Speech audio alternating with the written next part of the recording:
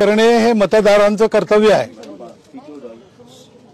आणि म्हणून जेव्हा जिथे माझं मतदान असेल म्हणजे एकाच ठिकाणी आहे इथेच, तेव्हा मी सकाळी पहिल्यांदा हे काम करतो आणि नंतर सगळी कामं करतो।